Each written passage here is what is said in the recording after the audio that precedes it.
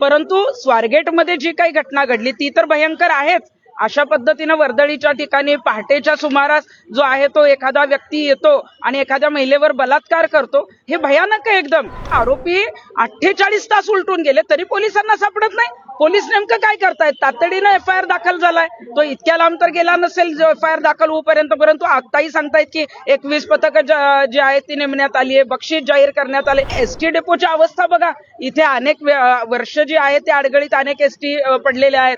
अनेक ठिकाणी आपण बघितलंय की घाणेरडं साहित्य तिथं मिळालेलं आहे।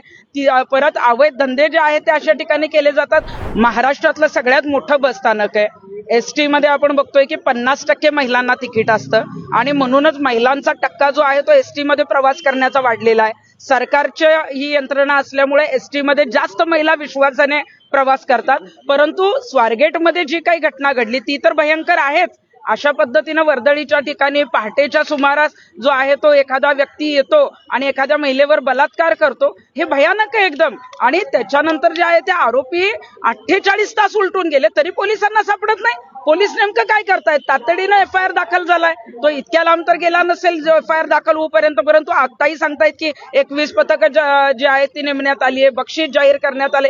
ही वेळ पोलिसांवर येते कशाला? पोलिसांनी महिला सुरक्षा जी आहे, मला वाटतं की महिलांच्या अब्रूची लक्तरे जी आहे ती आता पुण्यामध्ये वेशीवर टाकण्यात आलेली आहेत। आज कॅब चालकाचं प्रकरण पण पुढे आलेलं आहे, तिथेही महिलेला जे आहे ती कॅबमधनं उडी घ्यायला लागलेली। अनेक प्रकरणं राज्यामध्ये होत आहेत आणि एसटी डेपोची अवस्था बघा, इथे अनेक वर्ष जी आहे ते अडगळीत अनेक एसटी पडलेले आहेत। अनेक ठिकाणी आपण बघितलंय की घाणेरडं साहित्य तिथं मिळालेलं आहे। परत अवैध धंदे जे आहेत ते अशा ठिकाणी केले जातात। मग एखादी घटना झाल्यावरच परिवहन खातं जागा होणार आहे का? सरकार जागा होणार आहे का? फक्त स्वारगेट बस स्थानक नाही, आता परिवहन खात्याने महाराष्ट्रामध्ये त्यांचे जिथं जिथं बस स्थानक आहेत तिथं तिथं महिला सुरक्षा समिती नेमली पाहिजे। कारण अशा घटना जर होत असतील तर महिला पुढे येणार कशा? कालपासून आम्हाला महिलांचे, तरुणींचे फोन येत आहेत की आम्ही आता बाहेर जात असतो, आम्हाला भीती वाटायला लागली आहे। मग ही भीती जेव्हा वाटायला लागते तेव्हा मला वाटतंय की हे गंभीर आहे। त्यामुळे तातडीने या आरोपीला अटक झाली पाहिजे, हे प्रकरण फास्ट ट्रॅक कोर्टात नेलं पाहिजे आणि फास्ट ट्रॅक कोर्टाचाही लवकर निकाल लावा हो, कारण त्याला फाशी झाली पाहिजे। दरवेळी फास्ट ट्रॅक कोर्टात प्रकरण जातं आणि कुठलाही निकाल लवकर लागत नाही आणि म्हणूनच आरोपींची जी हिंमत आहे ती वारंवार वाढत चालली आहे।